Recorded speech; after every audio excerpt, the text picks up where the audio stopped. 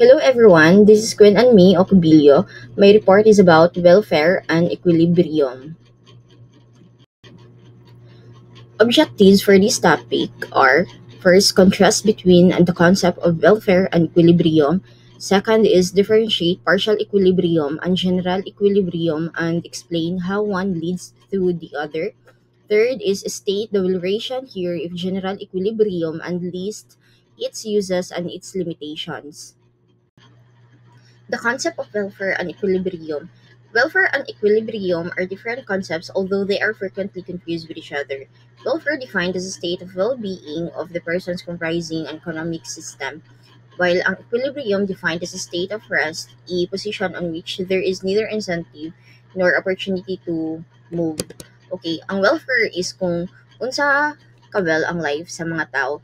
It talks about happiness, income, or health. For example, if gonna improve ang healthcare sa usa ka country or nakaland og nindot nga job ang mga tao, mas mo better siya dilang lives, di ba? Reason nga ma-improve ang welfare sa population.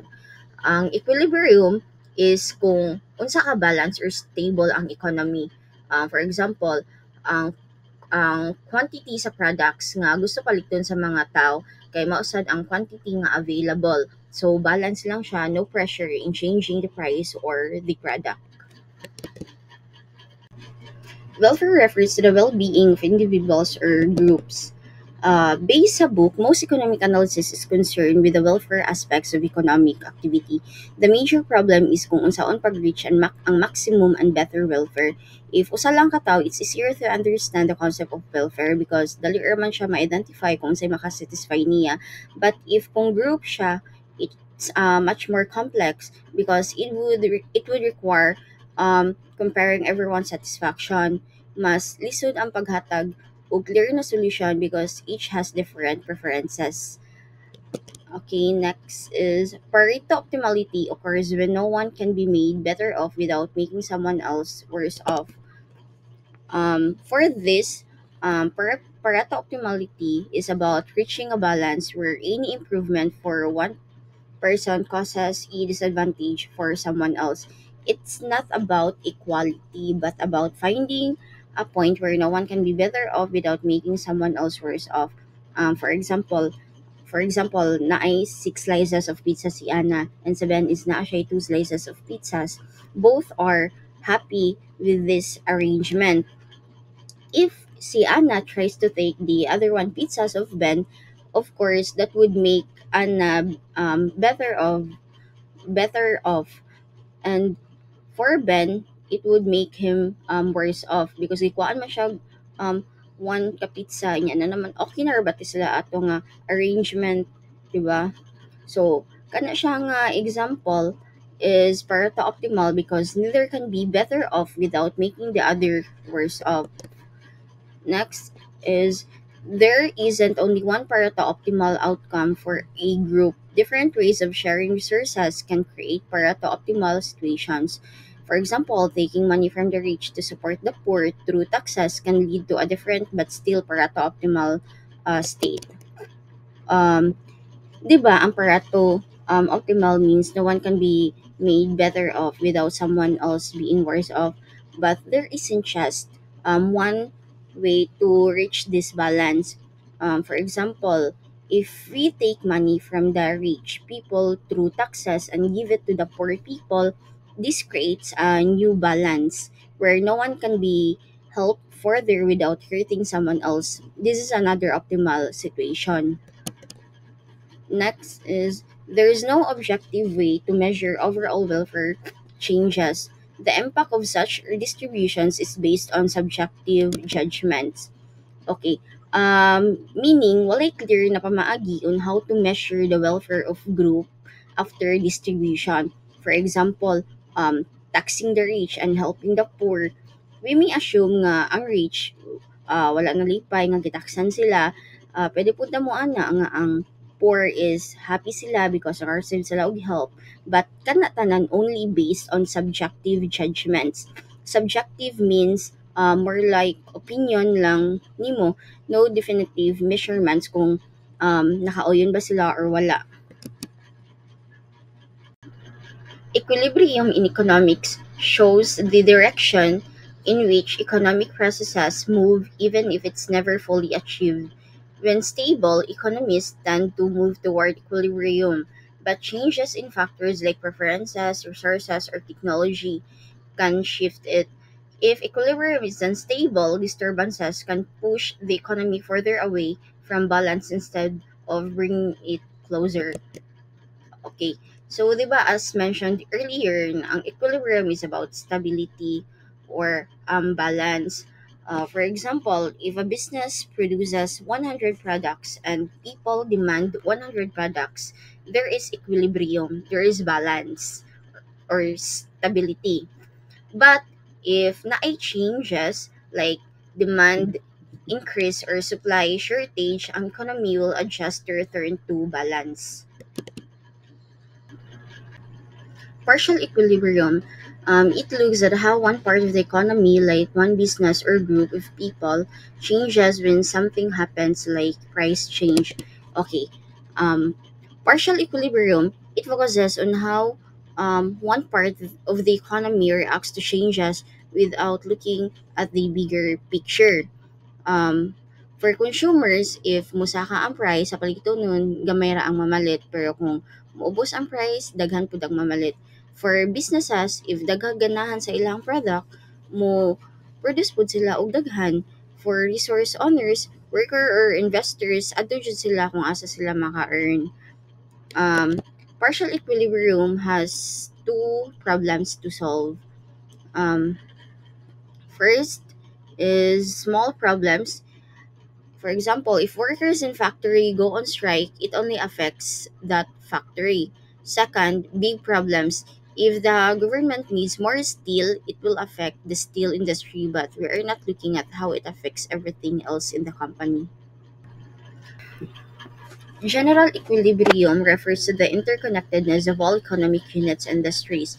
It can only be achieved when all units simultaneously reach partial equilibrium. Unlike partial equilibrium, which focuses on individual industries, general equilibrium analyzes how disturbances in one part of the economy ripple through others. It helps determine the long term effects of economic changes, including second order and higher order effects. For example, an increase in steel demand affects prices, output, and other industries. General equilibrium can be analyzed using mathematical models, that's valuation approach or input-output analysis, which looks at the interdependence between industries. However, achieving general equilibrium doesn't necessarily mean achieving Pareto optimality unless conditions like pure competition and no externalities are met. Okay, general equilibrium, um, it looks how all parts of the economy, such industries, businesses, and households, are connected. Um, it also happens when every part of the economy reach balance at the same time. Kung naay changes sa economy, for example, ni higher ang demand sa steel, maipektuhan ang prices sa production and even other industries. Also, general equilibrium studies both immediate and long-term effects of these changes. So, therefore, general equilibrium does not guarantee the best outcome unless if na pure competition or walay problem from external. Um, so, also may difference sa partial equilibrium and general equilibrium. So, ang partial equilibrium, nag-focus siya on one thing, while ang general equilibrium looks at everything together. The theory of general equilibrium, developed by economist Leon Walras, describes how all parts of a competitive economy work together in balance. Walras created a simple mathematical model showing how households and firms interact in an economy. In this model, firms sell goods to households and households provide resources like labor and land to firms. The economy is self contained with no employment of resources or labor. While the mathematics behind this model can be complex, it shows how prices and actions of all economic units are interconnected. Okay. Um, the theory of general equilibrium by Leon Walras explains how all parts of an economy work together in balance. For example, firms. Firms sell goods and services to households, diba? Then households provide resources like labor and land to firms. Then no unemployment. The model assumes all resources and labor are fully utilized.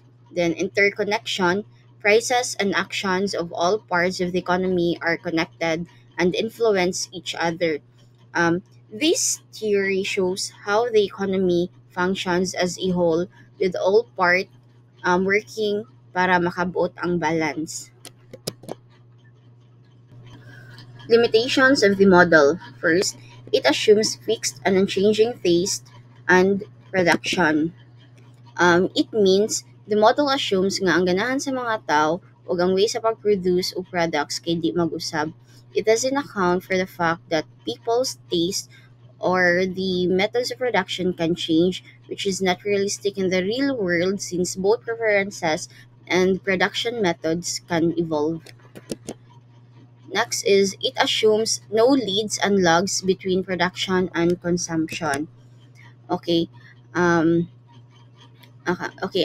it means the model assumes production and consumption happen at the same time without any delay. Pero in real life, there can be a time gap between when something is produced and when it is consumed. For example, ang product na himo karon but na-consume siya after few days or months. The model doesn't consider these delays for treating production and consumption as happening instantly. Next is it works only for a purely competitive market. Okay, it means that the model applies only to a market where all businesses are equal, with no single company having enough power to control the prices. In this market, buyers and sellers are free to participate without restrictions. In short, ang model is di suitable for monopolies or businesses nga pila ra ka buok sa market. Next is it does not account for increasing or decreasing returns to scale. It means that the model consider how a business production cost change as it grows. For example, increasing returns to scale. Kung magadaghan ang production, nagagamay ang gasto kada unit tungod sa mas efficient na proseso. Another example is decreasing returns to scale. Kung magadako ang company nagataas pud ang gasto kada unit tungod kay lisod na i-manage ang dakong production. In short, ang model nag-assume na pare-pareho ang gasto sa production no matter how much company produces. Okay, next is uses of general equilibrium theories. First is advantages the understanding of private enterprise economy. Okay.